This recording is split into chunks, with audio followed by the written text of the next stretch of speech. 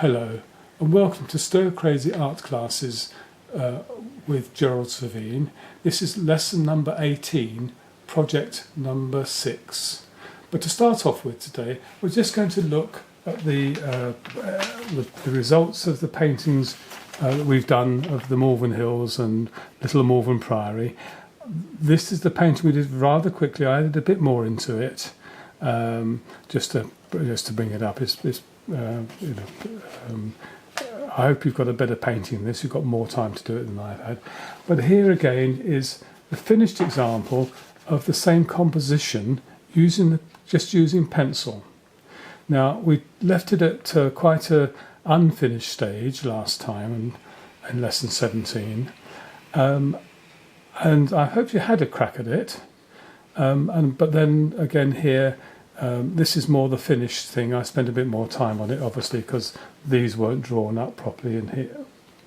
But again, I hope you can see how the composition brings your eye in through here, through the trees to the priory, and again how gradually the hills fade off into the distance. So again, even with just pencils, you can give a feeling of perspective. Again here, there's more differences in shapes and colouring here, the trees in the foreground, and as they go back they get less and less detail. And that's all works together to give you perspective in colour, whether it's pencils or paints. Okay, but for today we're going to start doing a still life study of a bowl or a dish of apples. As Janice is holding them up for you, can have a good look. I'll show you how to lay them out and what colours we're going to be using. So this can take a little time. Ideally, I would suggest that perhaps you could create your own still life. If you've got some fruit and things, you can set up on your dining table and do your own painting, and it'd be probably easier to do. But don't forget, you can download or save these lessons onto your desktop, and you can spend more time looking at the pictures. Okay, so here we go. First of all, though, the colours. The reds here, we were using this red, quite a bright red before, but here the apples are more a darker, richer in colour. So we're using a alizarin crimson. And where we go more into the shadows, we perhaps bring in a bit of purple lake and a bit of ultramarine blue. Some of the fruit, as we will see, has an underlying yellow colour. Now, before we've been using lemon yellow, which is bright and fresh and nice and sort of spring-like. The cadmium yellow pale is warmer, slightly darker, and again it's better suited for as you will see in a moment over here, the colouring that's underlying these ones here. Obviously here there's lots of red, but here there's an underlying coating of yellow as well. The dish itself here is that sort of browny colour, so I should be using, it won't be quite right, but that doesn't matter. I should be using yellow ochre and probably a little bit of raw sienna, just to warm it up a little bit. And again in there, if you can see the pattern, there's a bit of green in there as well, with little red flowers on top. Okay, so to start off with, we're going to do a scaffold to create the picture. So if Janice pulls back a bit, I'm going to use a 2B to start off with. Now, your view would have been slightly higher, but even here I can see the back of the dish. And here obviously you've got the little jug or pot in the middle here, and they're circular. Now what helps you to, if you can draw the, now you can't see all the curve there, but if you go from here and do it very light, and I'll have to do this, I will do it slightly darker, and you see just going there. Now this is a scaffold. So we'll be putting the fruit within this. Now you see that I've actually gone right the way around the back, although I can't see the other side. But if you turn your picture upside down, you you can see, now again, although it's a bit light at the moment, I don't want to be too dark at this moment in time. I'm just gradually building this up.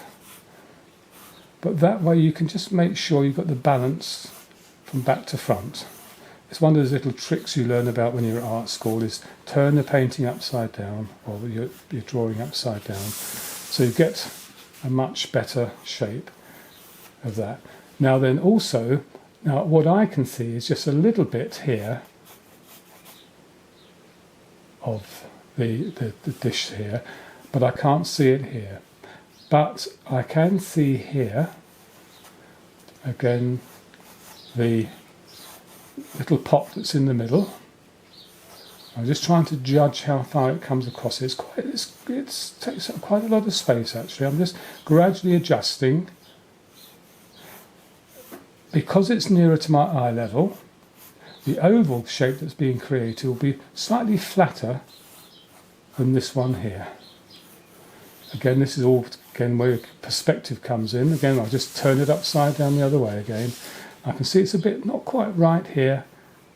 I hope you can see this. I didn't want at this stage to go too hard with the pencil work, because we've obviously got the fruit to go in as well. So we've actually got a rubber to hand, so we can rub some of these bits out. And again, you can't very well see what's going on, but I'm going to, now I'm just seeing that, and I'm just thinking, is it right? Never mind. A bit of artistic license going on here, I think. And if we then again do that, now I can see through there. You might be able to see more into the top there, probably something like that. But again, I've drawn the object, although a lot of it's being hidden by the apples. So we've got that. So that becomes our scaffold for doing the rest of it. And I'm just going to turn it up this way again, just to make sure I'm happy with that. Okay, so let's take some of this light. Now, what I'm now going to do, by the way, this is what they call a putty rubber. It's a nice soft rubber. I can also just, because I'm perhaps lower down than you, I can see the curve under here, the shape of the dish. So I'll put that in at the moment as well. If we find it necessary, I'll be quite happy to go on to doing a third 15-minute presentation if it helps. But again, come back to this business. It's better if you could do it yourself. When you set your own composition up, and then you can take more time to do it. So from this, I'm now going to add the fruit. So what I'm going to do here is I'm going to bring this one in first, because it's right in the foreground, and then this one, because those two then dictate how the other ones are working. So this is where it shows that my drawing isn't quite what it should be. You might be seeing it more like this than I am actually. I'm seeing the apple coming round here. It's going to be quite big in the picture, perhaps a bit further over. Yes, a bit further over. Excuse me while I talk to myself about this, but then hopefully you can follow through. Now I can't actually see that bit there, but because I've changed the angle slightly, you'll probably see it more like this than I am. I'm doing that. Then I can see the space here. Then we've got the next one here coming round. And I'm looking at that space in there, what we call the negative space. Remember when we did the orange pear and banana? I'm looking at the negative space, the shapes that are being created. And there's quite a nice big chunky bit of apple there coming round. And again, as we know, these things aren't apples or fruit, and they're natural things. They're not perfectly round. They're not tennis balls that are being created. But now at this stage, I can remove these lines. Again, this is where it's useful to have a rubber if you have. Again, even if you're going to land up working just in pencil, you can still do this, as we hopefully have shown you before with the other projects we've been doing. So if you don't have the advantage of having paints, you can still spend time drawing and painting. Now I'm going to go here. Now again, here the fruit towards the back goes way beyond.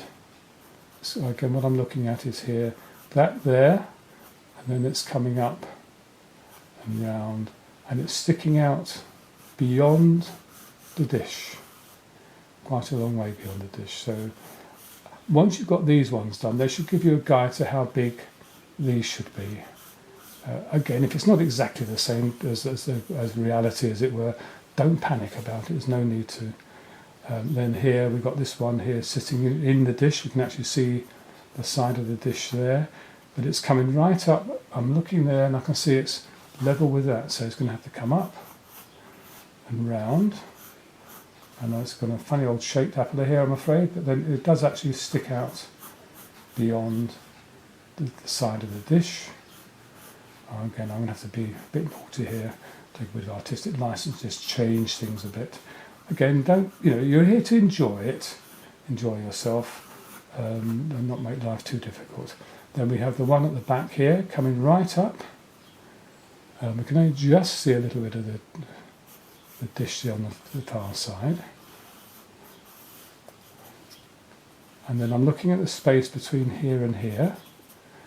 That one is coming about halfway, if you look at that.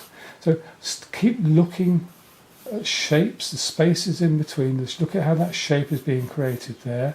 It's coming up, and this one is really quite a tall one. It's coming up higher, and it's coming around to about there.